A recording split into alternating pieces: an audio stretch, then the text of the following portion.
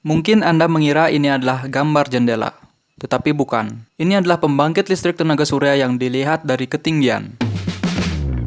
Dengan perkembangan teknologi dan riset energi surya yang sudah maju seperti sekarang ini, menjadikan pembangkit listrik tenaga surya sebagai alternatif energi terbarukan terbesar di dunia. Bukan yang terbesar sih, masih berada di bawah energi air dan angin. Tetapi, bagaimanakah awal perkembangan energi surya?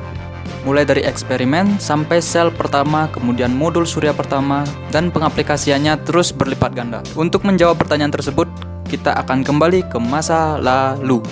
Kita akan melihat pada sekitar 2 abad yang lalu. Kejauhan, Pak! Semua berawal pada tahun 1839, di mana seorang ilmuwan asal Prancis yang bernama Alexandre Edmond Becquerel melakukan sebuah eksperimen elektrokimia. Dia menempatkan 2 buah elektroda platinum pada elektrolit dan mengukur arusnya. Dan ternyata, beliau menemukan bahwa saat elektroda tersebut terkena cahaya, arus listriknya menjadi semakin kuat. Nah, selanjutnya, fenomena ini dikenal dengan istilah efek fotovoltaik. Selanjutnya, pada tahun 1873, Willoughby Smith menemukan perubahan resistivitas pada material selenium padat pada saat terkena cahaya. Pada percobaan tersebut, elektron terlepas dari ikatannya di dalam atom dan menjadi muatan bebas. Nah, elektron bebas ini nantinya bisa dimanfaatkan menjadi energi listrik. Kemudian pada tahun 1877, William Adams dan Richard Day melakukan langkah yang luar biasa, yaitu berhasil membuat sel surya pertama yang terbuat dari material padat.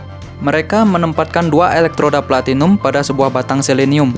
Kemudian batang selenium ini disinari dan arus listrik mengalir melalui elektrodanya. 6 tahun kemudian, yaitu pada tahun 1883, Charles Fritts membangun modul pertama dengan menyisipkan 30 cm persegi selenium ke dalam elektroda emas tipis, dan dia berhasil mencapai efisiensi hampir 1%. Pada tahun 1905, Albert Einstein mempublikasikan sebuah paper yang menggambarkan efek fotolistrik pada tingkat mekanika kuantum. Sekitar waktu yang sama pula, seorang ahli kimia asal Polandia yang bernama Jan Czochralski mengembangkan metode untuk membuat bahan kristal tunggal berkualitas tinggi. Metode ini awalnya dimaksudkan untuk membuat kristal tunggal germanium, tetapi kemudian seiring berjalannya waktu digunakan pula untuk kristal silikon. Selanjutnya pada akhir tahun 1950, William Shockley memberikan penjelasan tentang cara kerja PN junction. Kemudian tonggak sejarah tercipta pada tahun 1954, yakni Darrell Chapin, Gerald Pearson, dan Calvin Fuller membuat sel surya berbahan silikon pertama di laboratorium Bell.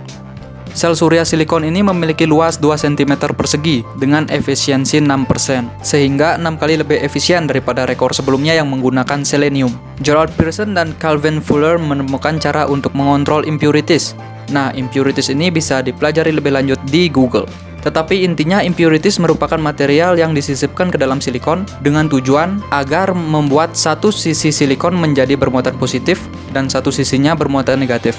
Agar bermuatan positif, silikon disuntikkan atau didoping menggunakan material boron, sedangkan agar satu sisinya bermuatan negatif, maka disisipkan material fosfor. Mereka membangun batas positif dan negatif, yaitu PN junction, seperti yang dijelaskan oleh William Shockley.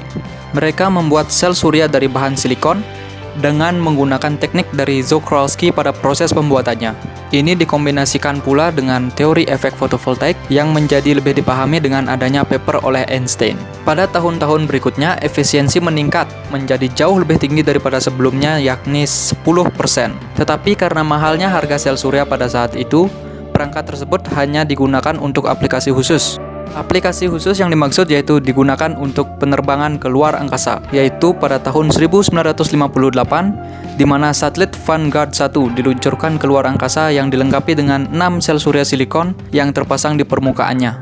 Selama 6 tahun, satelit itu dioperasikan menggunakan sel surya silikon yang kecil itu. Sepanjang dekade 1960-an, perkembangan sel surya lebih lanjut didorong oleh penerbangan keluar angkasa dan penggunaan fotovoltaik di bumi agak terbatas. Kemudian, baru setelah krisis minyak pada tahun 1973, minat akan sumber energi alternatif menjadi pusat perhatian.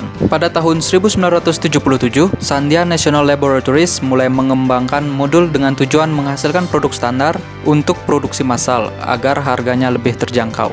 Tekanan untuk mengembangkan energi terbarukan menjadi semakin meningkat dikarenakan adanya kecelakaan pembangkit listrik tenaga nuklir di Harrisburg dan Chernobyl. Dan tibalah pada hari ini, pemasangan PLTS telah melampaui setengah terawatt peak, dan ini jelas menggambarkan bahwa fotovoltaik telah menjadi teknologi energi terbarukan yang sangat signifikan dan berpengaruh.